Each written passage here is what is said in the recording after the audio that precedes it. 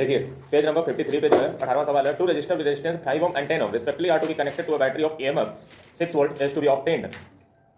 यहाँ पे जो है आपको ये बताना है कि दो रजिस्टर है, ठीक है, जिनका रेजिस्टेंस है 5 ओम और 10 ओम, 5 ओम और 10 ओम, ये दो रेजिस्टेंस है।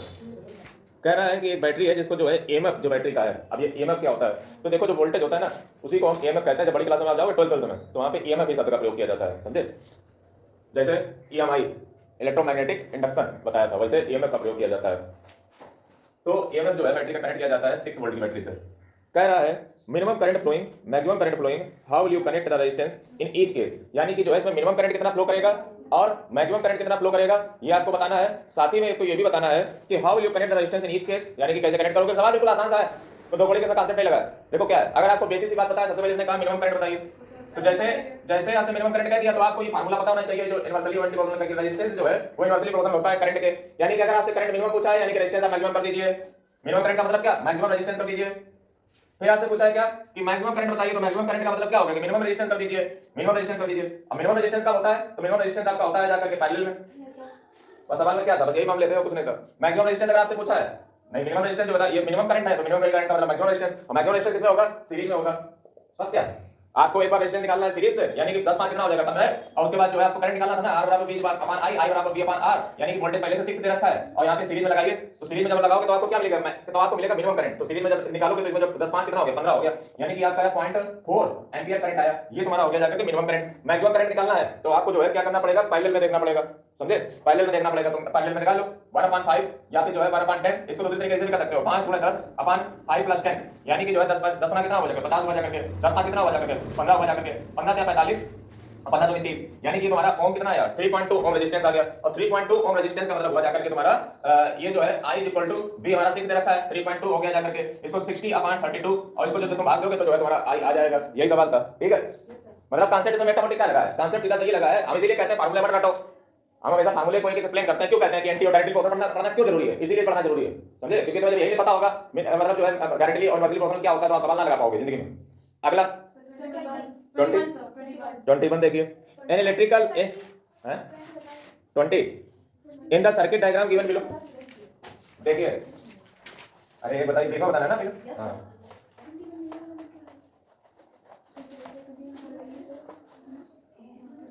कह रहा है 20 सवाल में, in the circuit diagram given below the current flowing across 5 ohm resistance is 1 ampere, find the current flowing through the other two resistors. यहां पे देखिए जो है 3 रजिस्टर कनेक्ट हुए हैं, थर्ड रेजिस्टेंस है और ये तीनों जो है across the terminal in parallel series में कनेक्ट है। फर्स्ट रेजिस्टेंस है 5 ओम, दूसरा है 4 ओम, 5 ओम, 4 ओम और थर्ड है 10 ओम। आज में काफी चाहिए, अभी हम देखेंगे 10 ओम, हमें फर्जी वाला लग रहा है कुछ, 10 ओम। उसके बाद जो है कह रहा है in the circuit given below the current flowing across 5 ohm resistance is 1 ampere. 5 ohm के रेजिस्टर से जो करंट फ्लो कर रहा है वो 1 एम्पीयर का है। फिर कह रहा है कि find the current flowing the other two resistors, यानी कि अदर टू रेजिस्टर से फ्लो होने वाला करंट जो है आपको बताना है। बिल्कुल दो कौड़ी का गिरा हुआ सवाल है, अगर जो है मैं कांसेप्ट पता होंगे तो तुम सवाल उड़ा पाओगे, वरना जिंदगी में उड़ा पाओगे। क्या था इस सवाल में, देखो इसमें आपको जो है वोल्टेज निकाल लीजिए। हम जानते हैं कि वोल्टेज सेम होता है, तो जब वोल्टेज इसका पता चलेगा वोल्टेज का पता चलेगा, करंट निकल आएगा। क्या था इसमें, देखिए वोल्टेज बराबर होता है R बराबर V अपॉन I।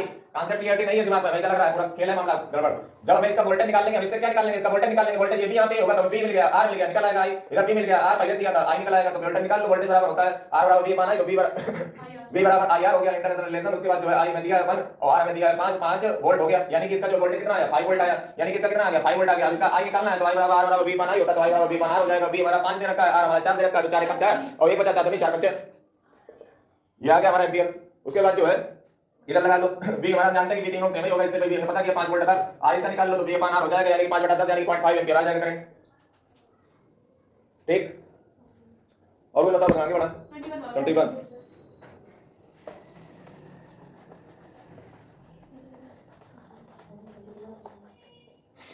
देखिए a register as a resistance of 176 ohm, यानी कि एक रजिस्टर के पास एक रेजिस्टेंस है जिसका जो 176 ओम जो रेजिस्टेंस है।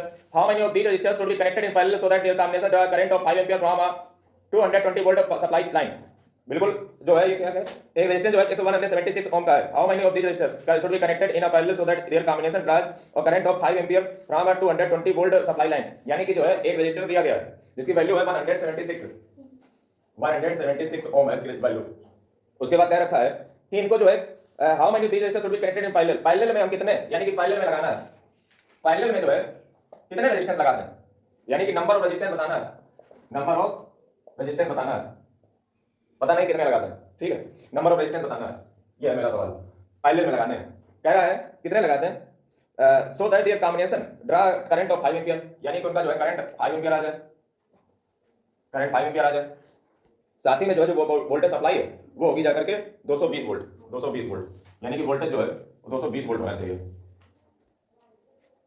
इसमें देखिए कितने लगाए जाए, तो यानी कि जो है ये सब चीजें हमारे पास हमें दी गई हैं, यानी कि आर भी दे रखा है, वी भी दे रखा है, आई भी दे रखा है, तीनों चीजें दे रखी हैं। ये सवाल जो है 220 वोल्ट है, 5 एम्पियर का करंट है, 176 ओम, एक लगाया जाए कि दो लगाया जाए, साथ ही में ये भी देखना है कि 5 एम्पियर का करंट होना चाहिए।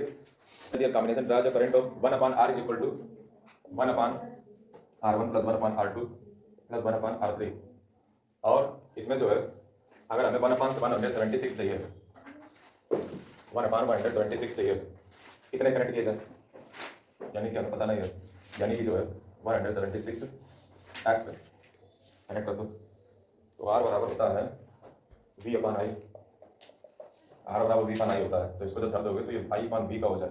उसके बाद जो है आई की वैल्यू दी रखी है, आई वी की वैल्यू दी रखी है 220 बराबर एक्स 1/76, उसके पश्चात जो है ये होगा जाकर के 5 का गुणा, एनसीईआरटी में ऐसे एग्जांपल है, ठीक है देख लो भैया, 1/5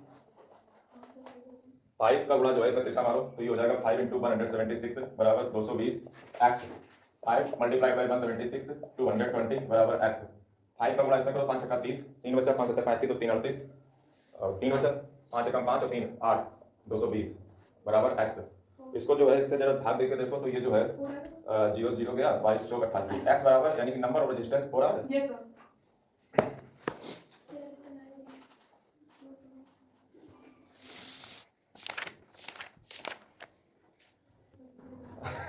बस देखो याद रखो, अपने अंदर कॉन्फिडेंस रखो, अगर तुम्हारे कॉन्सेप्ट क्लियर है सवाल तुम लगा दोगे, समझे। हाँ बाकी तुम अगर ये सोच रहे हो कि आज तक हमने इसे लगाया नहीं तो आज भी हमसे नहीं लगेगा, तो ऐसा कुछ नहीं होने वाला। हाँ हमें जब बेसिक कॉन्सेप्ट पता है कि 1/R1 यही से कुछ सवाल बनेगा जाकर के, और यक्स हमने कैसे कर दिया क्योंकि बार बार जोड़ने की घटना को ही गुणा कहते हैं, यक्स मल्टीप्लाइड हमने इसलिए कर दिया क्योंकि ये 1/R का मल्टीप्लाइड ही तो होता है, क्योंकि उतने कह रहा है 176 ही है ये सारे, तो यानी कि मल्टीप्लाई कर देंगे। जल्दी जाओ,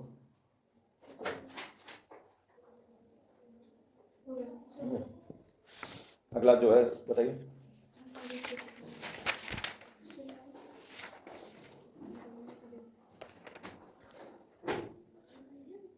चलिए देखिए पे पावर है, यूनिट ऑफ इलेक्ट्रिक पावर जो है इसका फार्मूला आपको बताइए, P इज इक्वल टू होता है W/T, इलेक्ट्रिक पावर। देखिए P बराबर अभी पावर पे बेस्ड सवाल है, पावर बराबर होता है वर्क अपॉन टाइम। अब इसको सबसे पहले समझ लीजिए पावर वर्क अपॉन टाइम क्यों होता है, क्योंकि power is directly proportional to the work, यानी कि जिस व्यक्ति के पास पावर बहुत ज्यादा है वो वर्क उतना ज्यादा कर सकता है, सीधी सी बात। तो इसका मतलब वर्क कौन कम कर सकता है, जिसके पास पावर कम है, समझे, यानी कि पावर जिसके पास ज्यादा वो ज्यादा वर्क कर सकता है, जिसके पास पावर कम वो कम वर्क कर सकता है। Power is anti proportional to the time, directly proportional का मतलब होता है अनुक्रमानुपाती, एंटी प्रोपोर्शनल का मतलब होता है व्युत्क्रमानुपाती, यानी कि जो है पावर एंटी प्रोपोर्शनल होती है टाइम पे, यानी कि पावर अगर बढ़ेगी, पावर अगर तुम्हारे पास ज्यादा है तो समय कम लगेगा, समझे।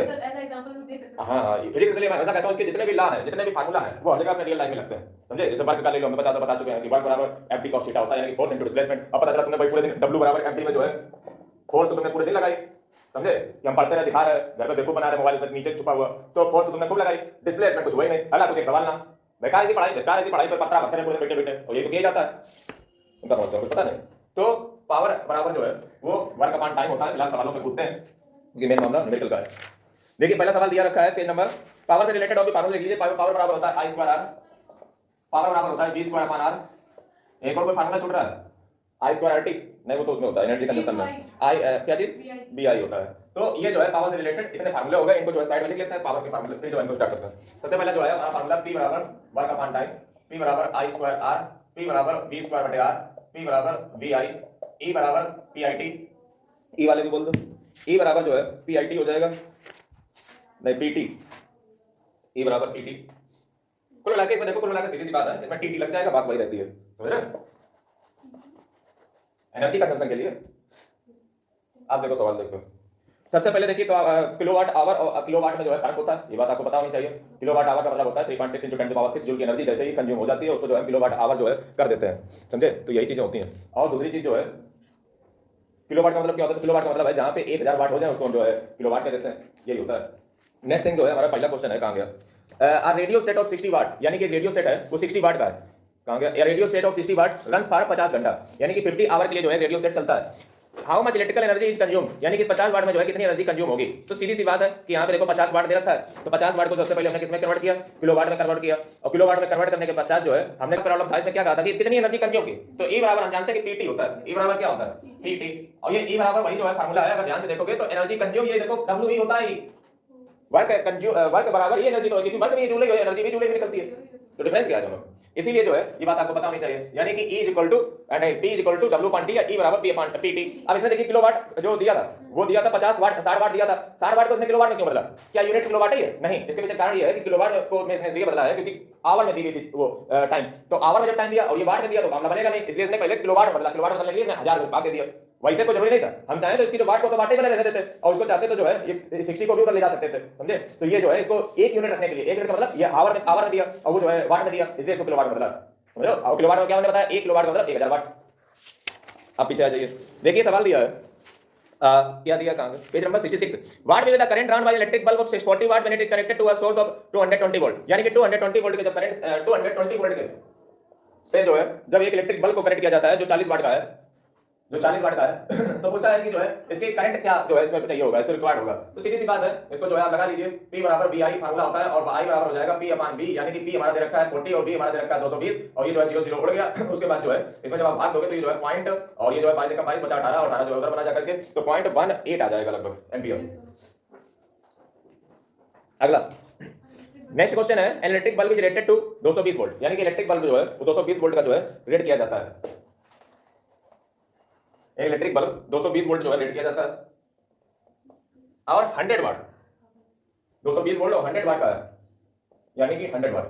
उसके बाद when it is operated on 110 volt, यानी कि जब 110 वोल्ट पे ऑपरेट किया जाता है, 110 वोल्ट पे जब ऑपरेट किया जाता है तो पूछा है कि पावर कंज्यूम क्या होगी, यानी कि पावर जो है क्या कंज्यूम होगी, तो देख लीजिए पावर कंज्यूम पूछा है, ये वाले सवाल देखो जब भी इसमें दिख जाए बनना है भाई मामला, कुछ ज्यादा है पुरानी बात है, तो इसमें देखो क्या चीज है, देखो देखो देखो देखो देखो इसमें जो है रेजिस्टेंस जो है वो कॉमन रहता है, पहले बात को समझिए, इसमें जो है कॉन्सेप्ट नहीं यूज किया इसीलिए गलत लग गया।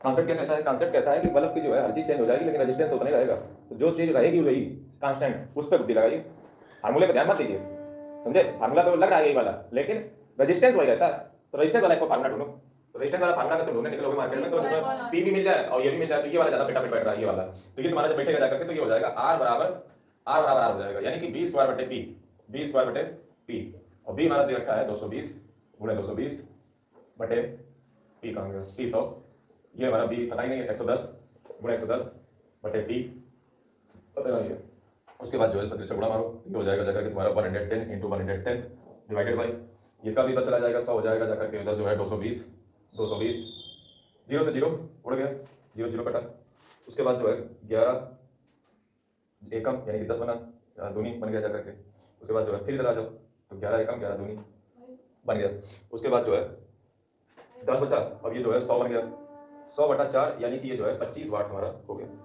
समझ लो कॉन्सेप्ट पे ध्यान दो, अगर कॉन्सेप्ट ना ध्यान दोगे तो गलत कर दोगे, अगर उतना टाइम का लग गया था उतना सीधे सीधे फार्मूले में नजर थी, फार्मूला नहीं लगेगा, इससे क्या समझ आया कि कॉन्सेप्ट पे ध्यान दो, रेजिस्टेंस सेम रहता है, समझे, अगर तुमने उसका करंट रख दिया तो करंट कहां सेम रहेगा जाकर के, रेजिस्टेंस सेम रहेगा, मतलब तो वही रहेगा, रेजिस्टेंस सेम रहेगा, वोल्टेज बदल दोगे तो फार्मूला प्रॉपर्टी जो है उसकी बदल जाएगी जाकर के, ये है मामला।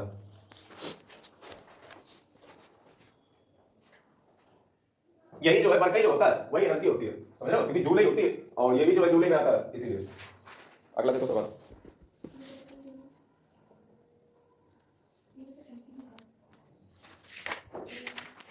अगला सवाल पे आइए, sample problem number 269 page number पे, अ करंट ऑफ 4 एम्पियर, यानी कि करंट है 4 एम्पियर का, अ current of 4 ampere flow through 12 volt car headlight bulb for 10 minute, यानी कि जो करंट है वो है 4 एम्पियर का, उसके बाद जो है वोल्टेज जो है वो 12 है 12 और ये जो है 10 मिनट के लिए 10 मिनट के लिए जो है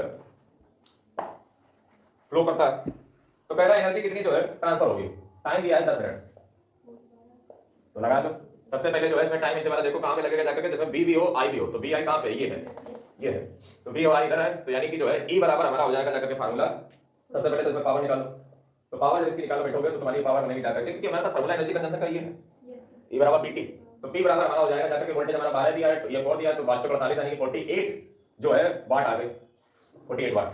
आप लगा दो एनर्जी कंजम्पशन पी लग जाएगा जाकर के, तो पी हमारी चीज याद रखिएगा कि इसको भी जो है आपको उसमें बदलना पड़ेगा किलोवाट में, तब आप किलोवाट आवर को बना सकते हो। जैसे 1000 से भाग दोगे तो 0.4048 आ जाएगा जाकर के, और इसको जब जो है 0.048 और ये हमारा जो है 10/60 और ये जो है 60 से 60 कटा तो ये हमारा 0.046 08 किलोवाट आवर आ गया। जैसे आपने किया पहले वैसे करो तो प्रॉब्लम है क्या? नहीं प्रॉब्लम है, नहीं होगा। अगर आवर में बदलोगे तो किलोवाट को भी जो है वाट को भी किलोवाट में ही बदलना पड़ेगा, इसीलिए आप देखिए सारे सवालों में किलोवाट यूज हो रहा है। अगला देखिए सवाल कह रहा है calculate the energy transferred by 5 ampere current flowing through a resistance of 2 ohm, और क्या दिया है कि जो है फॉर 30 मिनट, नहीं फॉर 30 मिनट। इसको देखिए दो चीजें क्या समझ आई, दो चीजें ये समझ आई कि एनर्जी का फार्मूला होता है P T and power multiplied by time.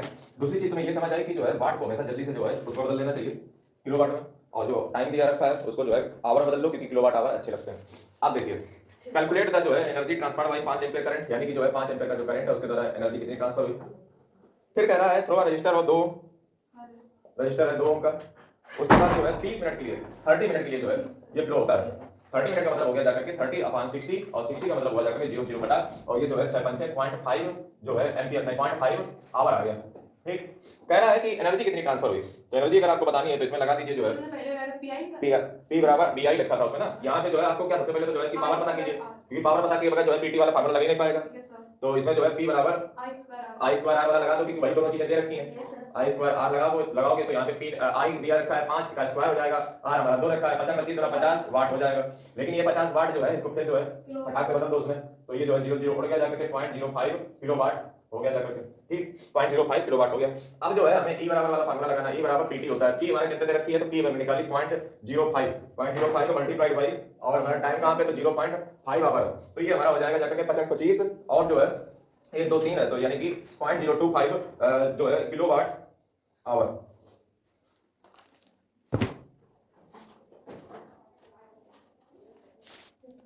Kilowatt hour हो गया। अब जैसे मान लो कोई जो है जूल में पूछ दे, देखिए जूल में कितना होगा, तो 1 किलोवाट में जो है हमें पता है कि 1 किलोवाट में ये किलो जूल नहीं है, 1 किलोवाट आवर में होते हैं 3.6 × 10⁻⁶ जूल। ठीक है, इतना होता है। तो हमसे पूछा है कि 0 पॉइंट इतने में कितना होगा जाकर के, तो सीधी सी बात है आपको जो है इसको मल्टीप्लाई कर देना है 3.6 × 10⁻⁶ जूल से। तो जब आप 0.025 × 10 3.6 × 10⁻⁶ जूल से जब आप मल्टीप्लाई कर दोगे तो ये जो है किलोवाट आवर आपका जूल में निकल बदल जाएगा। भाई चांस पूछ सकता है कि जूल में कैसे बदलना है, तो किलोवाट आवर में निकला आंसर, जूल में बदलने के लिए 3.6 × 10⁻⁶ जूल का जो है मल्टीप्लाई कर दीजिए। अगला देखिए, अगला सवाल है a refrigerator having a power rating of 350 watt operates for 10 hour a day, calculate the cost of electrical energy to operate। इसमें देखिए सीधी सी बात है, इसको हम नहीं बताएंगे, इसको आप स्वयं से लगाइए। और सीधी सी बात आपको जैसे ये पूछा कि देखो इसमें नई चीज क्या ऐड की थी, नई चीज ये ऐड की थी कि 1 किलोवाट आवर की जो पैसा लगता है, 1 किलोवाट आवर मतलब 1 यूनिट का पैसा, तो 3 रुपए 40 पैसा है। सबसे पहले देखो वही निकाल लेना है किलोवाट आवर कितना लग रहा है, उसको 3 रुपए 40 पैसा मल्टीप्लाई कर देना है, और निकला हमारा आंसर। ऐसे सवाल आप मैथमेटिक्स में पढ़ते होंगे कि पेरीमीटर निकालिए, एरिया निकालिए, 1 मीटर स्क्वायर का इतना पैसा लिया जाता है खर्च, या पेरीमीटर फेंसिंग करवानी है, फेंसिंग का इतना पैसा खर्च लिया जाता है, इतना बताइए कितना होगा। ऐसे सवाल आपने पढ़े होंगे छोटी क्लासों में। आगे देखिए आप बल्ब टाइम वाला समझा दीजिए सर, कौन सा इसमें 10 आवर्स अ डे लिखा है, फिर इसमें सर 30 का मल्टीप्लाई क्यों किया है? 10 आवर्स अ डे इसी सवाल में 30 दिन का पूछा है ना, तो 30 दिन का पूछा है, इसीलिए जो है इसमें जो है 10 का मल्टीप्लाई मतलब 10 घंटे एक दिन में चलता है, तो 30 दिन में कितना चलेगा, तो 30 का गुणा 10 से कर दिया गया तो घंटे निकल आया। इसमें देखो बदलने की जरूरत नहीं पड़ी, पहले से आवर दे रखे थे, ये है। ठीक, नेक्स्ट थिंग आप देखिए एक बल्ब, ये सर 2 वाली देख लीजिए नंबर, बड़ा लंबा चौड़ा इसमें लगा दिया। देखिए एक बल्ब है,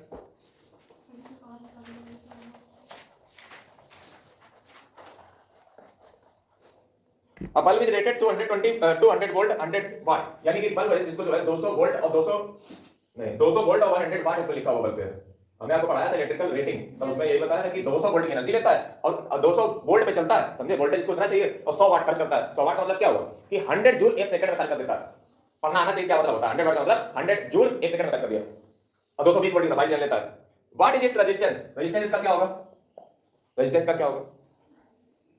5 such bulbs burn for 4 our, ऐसे ही जो है 4 बल्ब, ऐसे ही जो है 4 बल्ब यदि 1 घंटे के लिए जला दिए जाए, 1 घंटे के लिए जला दिए जाए, तो इलेक्ट्रिकल कंजम्पशन क्या होगा। सर 5 बल्ब्स है, 4 कहां लिखा है, और हम सही कर लिख दो, 5 बल्ब जो है 1 घंटे के लिए जला दिए जाए तो इलेक्ट्रिकल एनर्जी कितनी कंज्यूम होगी। कह रहा है calculate the cost if the rate is 4.6 per unit, यानी कि जो है 4 घंटे के लिए चलाना सर, क्या कर रहा है, पढ़ा आपने, सही था, बोले सही थे। 4 घंटे के लिए जो है 5 बल्ब अगर जला दिए जाए तो इलेक्ट्रिकल एनर्जी कितनी कंज्यूम होगी? तो देखो हमारे सामने एक फार्मूला है, P = V²/R, क्योंकि देखो B में दे रखा है और P में दे रखा है, तो R हमारी सबसे पहले उसने देखो डिमांड क्या की थी, R उसने पहले में बता दिया कैसे सवाल सॉल्व करना है। तो जो है लगा दीजिए P = V²/R और R बराबर हो जाएगा P²/P। V² हमारा दे रखा है 220 × 220 और ये जो है P हमारी दे रखी कहां गई, वो 100 वाट रखी है, 0 से 0 उड़ गया। उसके बाद जो है 22 44 4 कितना हो जाएगा 46, 22 44 4 बचा, 22 46 44 4 48 और उसके बाद जो है ये कितना हुआ जा करके 484 ओम हुआ जा करके, ये हमारा आ गया। तो 484 यानी कि 484 ओम आ गया। अब कह रहा है कि 5 बल्ब जलाए जाते हैं, 5 बल्ब जलाए जाते हैं और जब 5 बल्ब जलाए जाएंगे तो सबसे पहले जो है इसकी एनर्जी कंजम्पशन निकालिए कि एक का एनर्जी कंजम्पशन कितना है।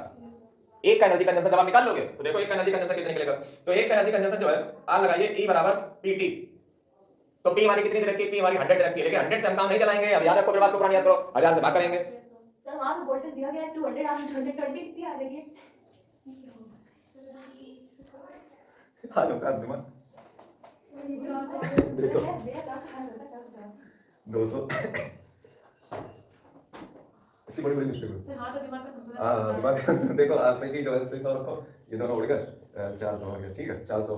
अब देखिए P जो है वो हमारा दे रखा है 100 और जो है देखो P जब 100 दे रखा है तो ये जो है किलोवाट में बदला जाएगा, यानी कि 1000 से भाग वहीं कर लो, जरूरी नहीं कि अलग अलग स्टेप पर जाकर वहीं मतलब बता देंगे। टाइम कितना दे रखा है 4 घंटा दे रखा है, तो 4 घंटे को जो है घंटा ही बना रहने दो, ठीक है। और फिर जो है इसको जो मल्टीप्लाई करो तो ये देखो 3 से 3 0 2 0 उड़ गए, ठीक है, 1 0 बचा तो यानी कि 0.1 हो गया, मल्टीप्लाई बाय 4 यानी कि 0.4 किलोवाट आवर मामला आया, 0.4 किलोवाट आवर आया।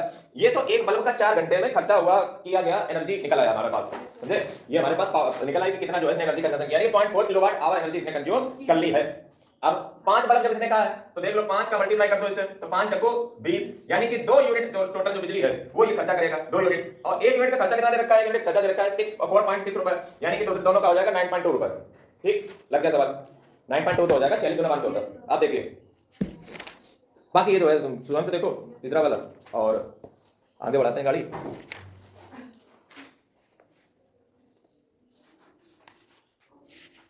आप देखो हम जो बोल दे रहे हैं इसको घर पे देखना ना लगे पूछना करके। आप देखो जाकर घर पे जो है ये देखो तीसरा वाला प्रॉब्लम देख लेना, ठीक। तीसरा जाएंगे कापी में भी क्वेश्चन जाएगा, याद रखिएगा, मोटा मोटी कॉपी को बढ़िया बना लीजिए, चौड़ी एकदम बढ़िया। अगला देखिए फिर उसके बाद वेरी शॉर्ट में जो है आपका जाएगा चौथा वाला, ये तो पेन है सत्यानाश मिलाया वो कॉपी का। चौथा जो है उसके बाद जो है 10 नंबर, ठीक है। उसके बाद 11 नंबर 73 पे 11 अब रखे रहो, और उसके बाद जो है 14 नंबर, उसके बाद 15, उसके बाद 16 17। जितना ज़्यादा प्रैक्टिस उतना ही दिमाग में घुस जाएगा, उतना ज़्यादा 18 19 20 21 22 23 24 25। कौन कह रहा था इसमें सवाल ही नहीं है? आप ही लोगों ने कहा था किसी ने 26 की इससे सवाल ही नहीं लगेगा, उसमें कुछ होएगा नहीं। यहाँ देखो सवाल ही सवाल। 26 से 27 28 हो गया, 29 हो गया, और उसके बाद जो है 30 33 हो गया, 36 37 38 39 49 वो हमारे कोर्स में पीडीएफ में कवर है। उसके बाद जो है 42 और उसके पश्चात जो है 43 44 45। बस इतना जो है काम है तुम्हारा फिजिक्स के नाम पे, और आज का उद्देश्य पूरा ना हो पाया, प्लान था। चलो अब कल का उद्देश्य फिर हम जो है विस्तार कर देते हैं। वो ये है कल जो है पहली बात तो हमें यहाँ तक काफी चाहिए, देखो गोल मोल करना ना सीधी बात है। तो ये जितने भी 100 लगभग हो गए हमें क्लास, तो ये जो है बढ़िया काफी देखो 1-2 ही चैप्टर का बवाल है बस, फिर तो मौजे है हमारा। बस एक शब्द ही लिखेंगे और तुम्हें वही चापना है, कुछ करना ही नहीं है, समझे। बस 2 ही चैप्टर का, एक लाइट वाले का एक इसका। लाइट थोड़ा सा जो है ज्यादा टफ हो जाएगा क्योंकि उसमें सबसे पहले तो आपको वो याद करने पड़ेंगे 24 में 24 कि कहाँ पे कौन सी चीज कहाँ पे ऑब्जेक्ट रखा जाता है, कहाँ प्लेस किया जाता है। ये सारी चीजें जब याद होंगी तब सवाल लाइट के लगा पाओगे। इसमें तब भी गलीमत की फार्मूला है, काम चल जाता है उसमें। तो 24 ऑब्जेक्ट की स्थितियां याद करोगे, उसके बाद कहाँ बनेगा, उल्टा बनेगा, सीधा बनेगा, डायरेक्ट बनेगा, वर्टिकल बनेगा, जो बनेगा, रियल बनेगा, क्या बनेगा, सब पता करना पड़ेगा, समझे। अब आ जाइए कंप्यूटर। चैप्टर का नाम है डिजिटल डॉक्यूमेंटेशन एडवांस, यानी कि बेसिक नहीं है, point to be noted, advance लिखा हुआ है, यानी कि हाई लेवल। हाई लेवल का मतलब इतना भी हाई नहीं है, मतलब एडवांस है, कुल मिला के इतना है। जैसे 9th में जो है आपने बेसिक पढ़ी थी डिजिटल डॉक्यूमेंटेशन की, अब इसमें जो है थोड़ा सा लेवल बढ़ेगा। और देखो जितना हम लिखा दे रहे हैं बहुत में नोट कर लो, बस इसके आगे इसके पार कुछ ना आने वाला, ठीक। देख लो हम सारे जो है इसको दिखा देते हैं। सबसे पहला आपका जो क्वेश्चन है उठाएंगे पीडीएफ से, क्योंकि वो वेल कनेक्शन है, उसमें सब चीजें कवर है। जैसे देखिए क्वेश्चन का आगे पीडीएफ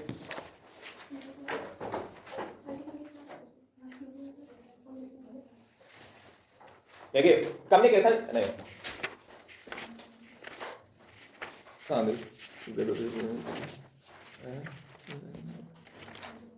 डिजिटल डॉक्यूमेंटेशन एडवांस। बड़ा क्वेश्चन इससे ठीक ठाक पूछेगा। अरे देखिए सबसे पहले पहला क्वेश्चन देखो, इसी साल बनेंगे क्वेश्चन हमारे इसी आएंगे, ठीक है। ये अल्टीमेट सोल्यूशन है आपके क्वेश्चन का। बाकी प्रैक्टिकल वाले कुछ वहां पर खोलते हो तो बताना है, पहले पूछा भी नहीं है अब तक, पूछा भी नहीं है। थोड़ी है कॉन्सेप्ट समझ लो क्या चीज मामला है, उसके बाद जो आगे बढ़ते हैं। सबसे पहले दिया है पहला क्वेश्चन आपके पीडीएफ का, इसका किसके किसके पास हो चुका है पीडीएफ। फर्स्ट क्वेश्चन हमें दे रखा है कि how word processor help us in digital documentation with your benefits. यानी कि जो है जो वर्ड प्रोसेसर है, वर्ड जो प्रोसेसर है वो हमें जो है डिजिटल डॉक्यूमेंटेशन में किस प्रकार से बेनिफिट देता है। अब एक चीज पहले तो आप ये समझ लो, पहले क्या होता था, पहले पढ़ाया जाता कितने घंटा हो गया?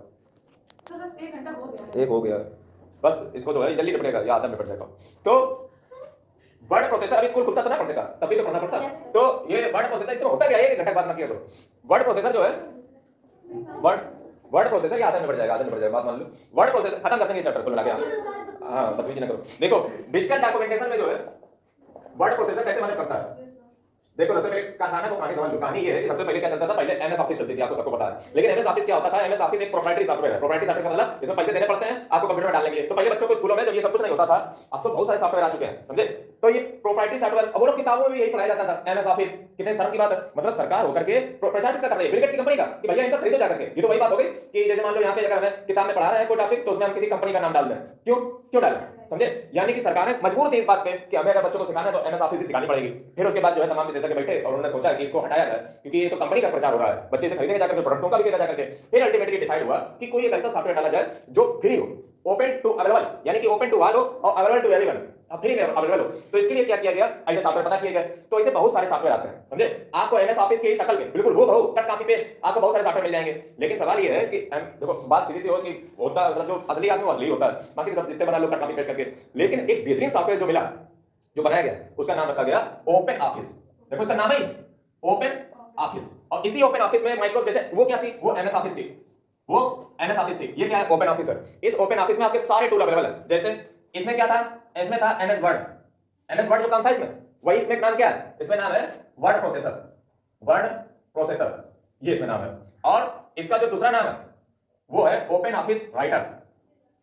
Open office writer, word processor तो ये भी है, समझे। मतलब शब्दों से रिलेटेड काम इसमें होगा। इसके नाम पहले तो पता होना चाहिए, सॉफ्टवेयर का नाम क्या है, ओपन ऑफिस राइटर। उसमें नाम क्या होता है, एमएस वर्ड, समझिए। और ये काम क्या करता है, तो वर्ड प्रोसेसिंग का काम है, समझे। वर्ड प्रोसेसर यानी कि हम ये मानना समझे कि ये ओपन सोर्स सॉफ्टवेयर है, यानी कि इजी टू अवेलेबल सबको है। कोई भी कोडिंग करके इसमें जो है अवेलेबल, मतलब कोई भी प्राप्त कर सकता है, फ्री ऑफ कॉस्ट, इंटरनेट पे पड़ा हुआ है।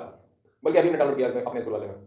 तो ये जो है फ्री में अवेलेबल है, मतलब कोई पैसा नहीं देना है। और इसमें इतने ज्यादा फीचर, एमएस वर्ड से ज्यादा फीचर है इसमें, एमएस वर्ड से इसमें ज्यादा फीचर। तो ये बेस्ट है, मतलब बेस्ट नहीं कर सकते, बेस्ट कुछ नहीं होता है। तो ये बात आपको समझ आई।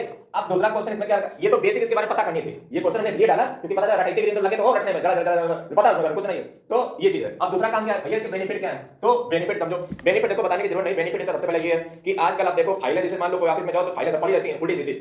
अगर वही डिजिटल डॉक्यूमेंटेशन उनका हो जाए, जैसे कल हम अखबार पढ़ रहे थे, उसमें दिखा था कि कानपुर में जो है 7 लाख जो रजिस्ट्री होती है जी जमीन वाली, वो सब फाइलें उधर पड़ी थी, उनका डिजिटलाइजेशन होगा। डिजिटलाइजेशन का मतलब अब वो सारी फाइलें इंटरनेट पे बकायदा नंबर से डाल दी जाएंगी। इससे होगा क्या, इससे जनता जो अपनी प्रॉपर्टी को वहां पे वेरीफाई कर सकती है, खोने की नहीं दिक्कत है। कहीं मान लो पानी आ गया, ओले जैसे मान लो, जैसे मैं एग्जांपल दें, हमारे गांव में जो है पाइपलाइन पहले पड़ती थी, तो उसमें जो है कई लोगों का कितना बिल था, लेकिन वो कागज नहीं मिल रहे हैं, ऑफिस से गायब हो चुके, पता नहीं कहां दफन हो गए। तो सबका पैसा भी गया, मतलब सब लोग भूल गए, कोई पैसा देने नहीं। तो ये देखिए कितना शर्म की बात है। इसलिए डिजिटलाइजेशन की मतलब कितना महत्व है डिजिटलाइजेशन से ट्रांसपेरेंसी बढ़ती है। ट्रांसपेरेंसी का मतलब कि हर चीज पारदर्शी हो जाती है, हर चीज जो है कोई व्यक्ति वहां पे जाकर वेरीफाई कर सकता है। दूसरी चीज खोने का डर नहीं रहता है। तीसरी चीज हर व्यक्ति को समझ आ जाता है लिखा हुआ चीज, राइटिंग कंप्यूटर की समझ है। फिर देखा जाए तो जो है इसमें कोई भीगने या ओले या पानी बरसात की कोई दिक्कत नहीं, कोई चोरी नहीं कर सकता है, कोई जो है मतलब आके पेन ड्राइव बढ़िया रहता है। यानी कि डिजिटलाइजेशन के कितने फायदे हैं। और ये सब लेटर के ऊपर काम किया जा रहा है। अभी कोई चित्रकारी अदाकारी की बात नहीं कर रहे हैं, हम बात सिर्फ डिजिटलाइजेशन की कर रहे हैं इन द डॉक्यूमेंट के उसमें। तो ये टोटली जो बेस्ड किस पे है, ये डॉक्यूमेंटेशन के ऊपर बेस्ड है। चाहे वो लेटर लिखना हो, चाहे वो पत्र लिखना हो, चाहे वो जो है मेल लिखना हो, चाहे किस कोई भी काम, वो डॉक्यूमेंट से रिलेटेड। जैसे आपके स्कूल के पेपर है वो किससे टाइप किए जाते हैं, इसे टाइप किए जाते हैं। अगर मान लो किताब लिखनी है, बुक लिखनी है, किससे लिखी जाएगी, इसी से लिखी जाएगी। अगर मान लो तुम्हें जो है कोई स्क्रिप्ट लिखनी है, कंटेंट लिखना है, वो किससे लिखा जाएगा, इसी लिखा जाएगा। अगर मान लो तुम्हें जो है कुछ भी एनीथिंग रिलेटेड, मतलब राइटिंग से रिलेटेड है, तो सारा काम इसी पे किया जाता है। इसमें कई सारे फीचर हैं, क्या सारे इसमें फोटो नहीं लगती है, लग जाती है, समझे। अब जो है चैप्टर को स्टार्ट करते हैं। यानी कि पहले कोई भी चीज स्टार्ट करते हैं फायदे समझो। जैसे तुमने अगर का फार्मूला समझा तो पहले पूछो कि सर फार्मूला फायदे क्या है, क्यों रटे। अगर आपने साइन का स्टैंड से ये सब पढ़ा, क्या इसका फायदा है, व्हाट इज बेनिफिट्स, यूटिलिटी, उपयोगिता आप समझिए, मतलब उसका प्रयोग क्या। फायदे में जैसे मान लो तुम्हें कहें कि करेला खा लो, हमारे मुंह में ठोस दे जाकर के, तुम कहोगे सर फायदा क्या है, समझे। जब तक अजय तुम्हें फायदा होता है कि भाई तुम्हारी आंखें बढ़िया रहेंगी, ये रहेगा, तो तुम कहोगे ऑटोमेटिक खा लो जाकर के। यानी कि सबसे पहले किसी भी चीज के बारे में स्टार्ट करने से पूर्व आपको उसके बेनिफिट्स, तो डिजिटलाइजेशन का फायदा समझे, डिजिटल डॉक्यूमेंटेशन का। अभी जब आपके अंदर एक फिलॉसफी बिल्डअप हो गई, आपके अंदर कहानी बिल्डअप हो गई, स्टोरी बिल्डअप हो गई, तो आप जो है आंसर राइटिंग अच्छे से कर पाओगे, क्योंकि अब आपको चीजें कटी नहीं, आपको चीजें पता है कि ये मामला किस बारे में बात होने जा रही है। जब आपको थीम पता चलेगी, आप देखो उसमें कैसे समझ आएगा, जल्दी समझ आ जाएगा। जैसे पहला चीज ये रखा है कि सबसे पहला चीज है कि स्टाइल होती क्या है। स्टाइल होती क्या है, तो स्टाइल में अगर बात किया जाए तो a style is a word processor is a named collection of various formatting features that defines the look and behavior of the document components such as paragraph are page are is group are selected characters associated with the style। Style जो है एक word processor का tool है, समझे। ये जो है इसमें फॉर्मेटिंग की जाती है। स्टाइल में क्या की जाती है, स्टाइल में फॉर्मेटिंग की जाती है। जैसे पेज है, ठीक है, उसमें क्या हेडिंग रहेगी, क्या पैराग्राफ में हेडिंग रहेगी, या क्या कैरेक्टर में जो है आप जो है मतलब फॉर्मेटिंग की जाती है। फॉर्मेटिंग का मतलब एक लेटर को, एक पत्र को, एक बुक को, एक किसी भी चीज को लिखने का जो तरीका है, वे ऑफ राइटिंग, समझे। ये जो है आपकी स्टाइल है, समझे। जिसने कहते तुम्हारी स्टाइल बढ़िया, यानी कि उसका वे ऑफ राइटिंग है, एक लिखने का तरीका है। यही जो है कंप्यूटर में जब आप वर्ड प्रोसेसर में जाते हो तो उसमें भी कई सारी स्टाइलें दी रखी हैं, समझे। स्टाइल एक ही है, फॉर्मेटिंग के जो मेथड्स हैं बहुत सारे दे रखे हैं, जैसे हेडिंग 1, हेडिंग 2, हेडिंग 3 और लेटर साइज, ऐसे साइज, वैसे साइज, ऐसे करके बहुत सारी स्टाइल के अंदर बहुत सारी फॉर्मेटिंग दे रखी है। अच्छा, फॉर्मेटिंग दे रखी है, स्टाइल करने का फायदा क्या होता है, एडवांटेज क्या होता है। पहले टॉपिक हमारा है, पहले स्टाइल आपने समझा, उसमें देखिए पीडीएफ में सारे टॉपिक तो पढ़ रखे हैं, हम सारे टॉपिक को चलें।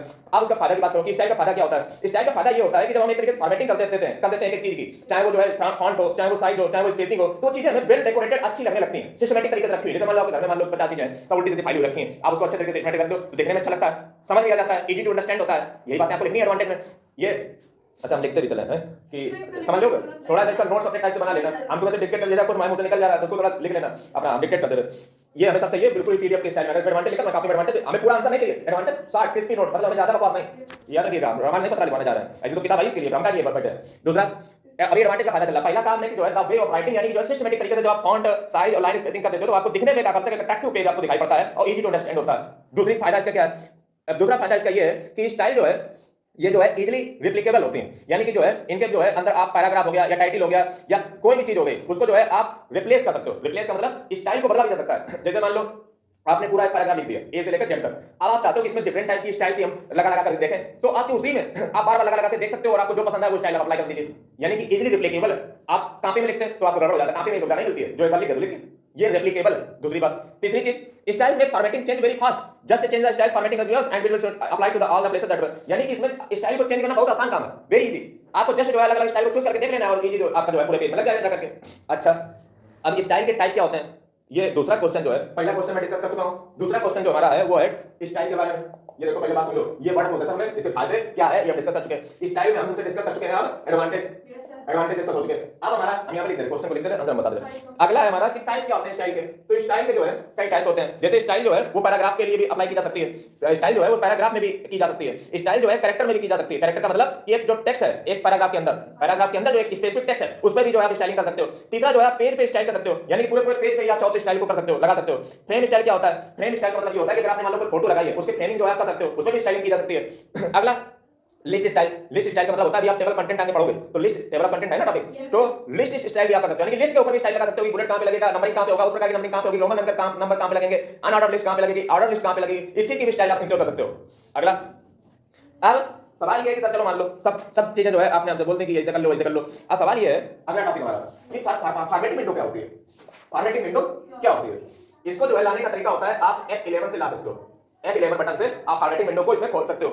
मैं फिर बार बार कह रहा हूं, समझने पे फोकस कीजिए, रटने पे नहीं, रटाने नहीं आए। देखिए फॉर्मेटिंग विंडो क्या होती है, हम उसी तरह से स्टाइल की बात कर रहे हैं, कर रहे कि नहीं कर रहे हैं, लेकिन सवाल ये सर स्टाइल है कहां पे, ये है कहां कंप्यूटर में, तो वो आती है कि उसका नाम जो दूसरा है, दूसरा नाम नहीं, मतलब जो स्टाइल अगर आपको लगानी है तो वो ऐसे कहीं स्टाइल नहीं मिलेगी वहां पे लिखी हुई, आपको फॉर्मेटिंग विंडो को खोलना पड़ेगा।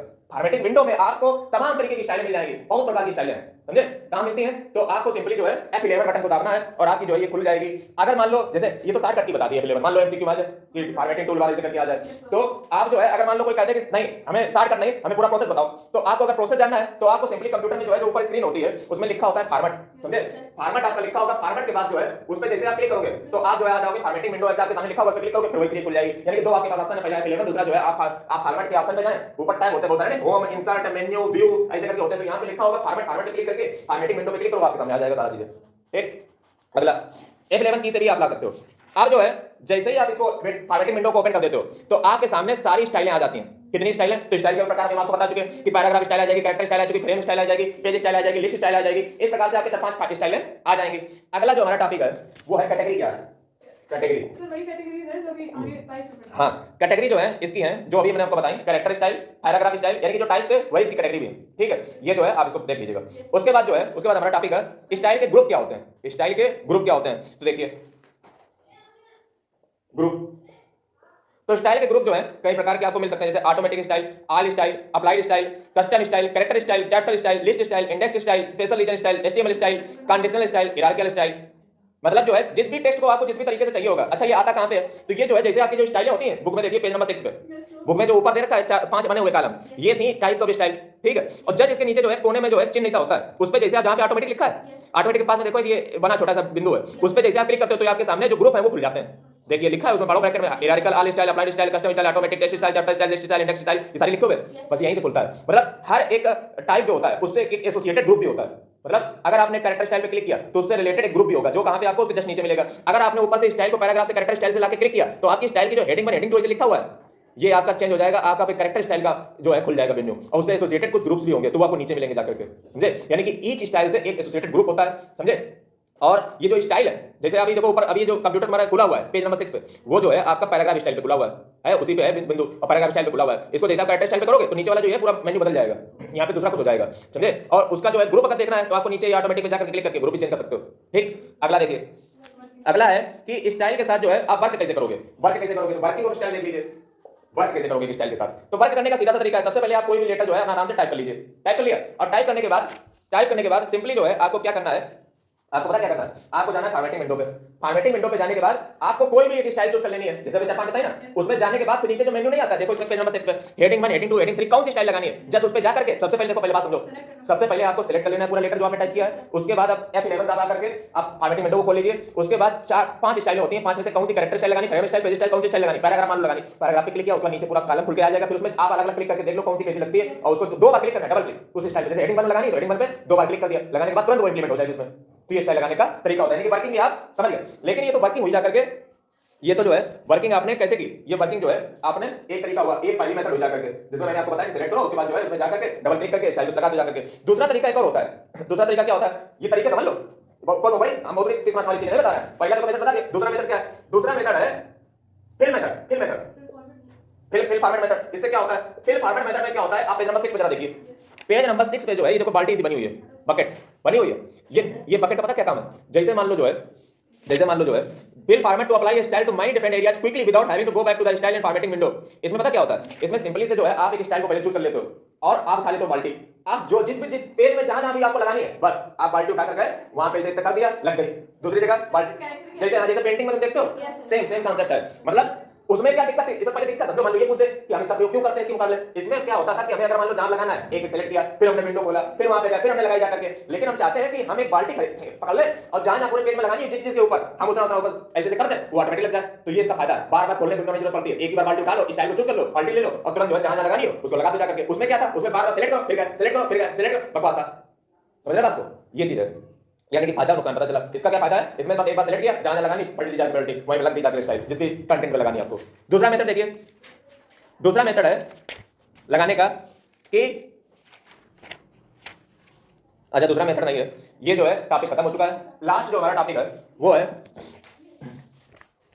लास्ट जो हमारा टॉपिक है कि हम जो है कैसे क्रिएट करेंगे नई स्टाइल को। जैसे मान लो अभी तो कंप्यूटर ने स्टाइलें दी थी, लेकिन मान लो हमें अपनी स्वयं की एक नई स्टाइल बनानी है, समझे। जैसे मान लो जो है आपका लिखने का एक अलग तरीका है, ठीक है, ब्रह्मांड में, लेकिन हम नहीं चाहते किसी का तरीके को कॉपी करें। हम चाहते हैं कंप्यूटर मेरा तरीका अपने में स्टोर कर ले, और जब हम किससे कहा करें कि इसमें भैया वही लगा दो, तो वही तरीके से लिख दिया करें। ऐसा हो सकता है क्या, हो सकता है, यानी कि अपनी स्टाइल खुद बनाना, समझे। तो कैसे बनेगी, आपको सिंपली सबसे पहले जो है ये हम क्रिएट देख रहे हैं, क्रिएट स्टाइल, समझे, क्रिएटिंग स्टाइल, यानी कि स्टाइल लास्ट टॉपिक है, बस ये क्रिएटिंग स्टाइल लास्ट टॉपिक है, कैसे अपनी स्टाइल को क्रिएट किया जाता है। तो देखो कैसे क्रिएट किया जाता है, सिंपली आपको कुछ नहीं करना है, आपको सिंपली जो है एक लेटर टाइप करना है। अब उसका कुछ तरीके से आपने टाइप किया होगा, कुछ फॉन्ट लगा करके, समझे, कुछ आपने फॉन्ट चेंज किया होगा, या उसके लिखने का तरीका इटैलिक बोल्ड वगैरह जो है उसका जो है आपने चेंज किया होगा, कुछ नया लगाया होगा, मतलब नहीं होते तमाम तरीके से राइटिंग लिखने के तरीके।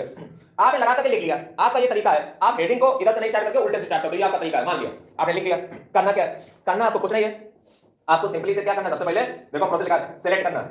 इसको सेलेक्ट कर लिया अपनी स्टाइल को, सेलेक्ट करने के पश्चात जो है आपको क्या करना है, आपको F11 से उसी विंडो को खोल लेना है।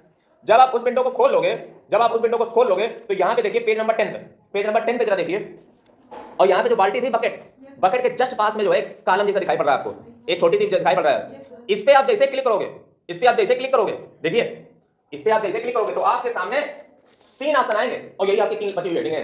पहला ऑप्शन आपके पास आया न्यू स्टाइल फ्रॉम सिलेक्शन, हमारी बात सुन लो, न्यू स्टाइल फ्रॉम सिलेक्शन, यानी कि फ्रॉम सिलेक्शन से न्यू स्टाइल को इंपोर्ट करना, यही तो करने जा रहे हैं तुम्हें। Yes, sir. फिर दूसरा दे रखा है अपडेट स्टाइल, जैसे मान लो अभी इसका भी मतलब बता रहा है। तीसरा दे रखा है लोड स्टाइल, लोड स्टाइल, ये तीनों सब बहुत इंपॉर्टेंट है। मान लो जैसे अगर पूछ दे तुम्हें तीनों फर्क ही नहीं पता, फर्क समझ लो, किताब में चकवाओ ना, लेकर देख लो, समझ लो। हमने क्या कहा, आपने जो है सबसे पहले अभी हम क्या बता रहे थे, हम क्रिएटिंग बता रहे हैं, अपडेटिंग बता रहे हैं, लोडिंग स्टाइल बता रहे हैं। क्या मतलब होता है, तीनों डिफरेंस क्या होता है शब्दों में, ये तीनों डिफरेंस शब्दों में बताना चाहिए क्या मतलब इसका।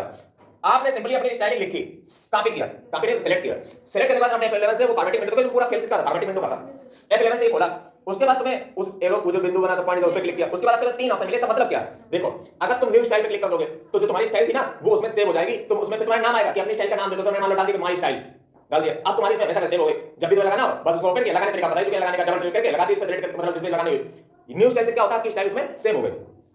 अपडेट से क्या होता है, अपडेट से ये होता है जैसे मान लो आपकी स्टाइल जो थी, आपने थोड़ी देर क्या हुआ इसमें कुछ चेंज किया, आपने कहा अब ये वाली स्टाइल लेनी चाहिए, तो आप तुरंत पे गए, आपने नहीं बनाई, आपने कहा अपडेट, इसी में घुसे तो थोड़ा अपडेट हो गई।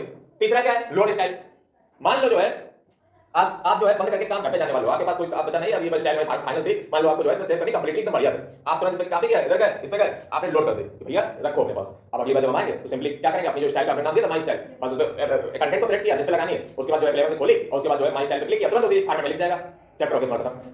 ठीक, चैप्टर नहीं खत्म हुआ है, सीजन पहला खत्म हो गया।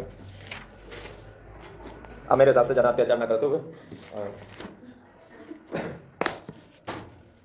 कल जो है इमेजेस इन अ डॉक्यूमेंट आज तो इसी प्लानिंग से पता है, टाइम बहुत जल्दी भागता है। Mail merge create and use template नहीं है, चलो पढ़ा देंगे, उसमें कॉमेंट जाता है। Create and use template, creating table of content, साथ ही में आपके क्वेश्चन कल इसको थोड़ा सा जानना है। देखो कल का हमारा प्लान क्या है, कल का हमारा प्लान है जैसा कि प्लान रहता है वो नहीं पाता है, टाइम जल्दी भाग जाता है। पहला हमारा प्लान ये है कि जो फिजिक्स का जो चैप्टर है इलेक्ट्रिसिटी, इसके जो बच्चे हुए हैं न्यूमेरिकल को बनाना, तत्पश्चात आपकी जो पीडीएफ है इसके क्वेश्चन हमारे द्वारा जरूर डिक्टेट किए जाएंगे, ऐसा होएगा नहीं कि इसमें क्वेश्चन लिखा हम ना करें, यानी कि ये जैसे हम इसके वो खत्म करेंगे न्यूमेरिकल, उससे दूसरा तरफ शायद तो कल ना खत्म हो, इसके पीछे कारण लग रहा है, कल हम न्यूमेरिकल जो बच्चे हैं वो खत्म किए, उसके बाद इसके फिर क्वेश्चन उठाएंगे जो कि बहुत कम टाइम लगेगा, नहीं समझे, डिक्टेटिव करना देने हैं मुंह पे बोलने हैं, उसके बाद इसके न्यूमेरिकल कौन कराएगा, ये भी तो बचे हुए हैं जो बोर्ड में पूछे गए, तो नहीं तुम लोग तो करोगे, एक बार हम भी बता दें तो ठीक है। मेरे हिसाब से कल को मिला के जितना टाइम लगे कल ही करेंगे, ठीक है, तो क्योंकि इसके ज्यादा न्यूमेरिकल बचे नहीं है किताब वाले, तो करवा करके सीधे फिर ये क्वेश्चन से आ जाएंगे, ठीक है, बस इसे डिक्टेट कर देंगे, उसके बाद इसके बोर्ड के न्यूमेरिकल उठा लेंगे जो कि ज्यादा टाइम लगेगा नहीं, ठीक, ये रहेगा। और कंप्यूटर में क्या रहेगा, कंप्यूटर खात्मा और चैप्टर फर्स्ट और पार्ट बी डिजिटल डॉक्यूमेंटेशन का जो चैप्टर है उसका खात्मा करना कल हमारा लक्ष्य रहेगा। और एक बात याद रखिएगा, आज जैसे हमने डिजिटल डॉक्यूमेंटेशन पढ़ाया, ये थोड़ा वैसा मामला है प्रैक्टिकल है, तो आप क्या कीजिए आज ही जाकर के बुद्धि है कल वाले बन के, ठीक है, आप जैसे जो ये वाला जो चैप्टर है जैसे आज पढ़ाया ये काफी इंपॉर्टेंट, अभी जैसे बातें बढ़ाई दिमाग में, अब घर पे जाकर भूल जाओ, जाकर जो भी इसमें इंपॉर्टेंट लिख लगा के जो मैं मुंह से बोल गया वो लिख लगा के आज इसको चैप्टर को ये जो पहला सेशन है जितना पढ़ा दिया उसको रेडी कर लीजिए, आज ही जाकर गर्म में भरा दिमाग में, बाद भूल जाओगे।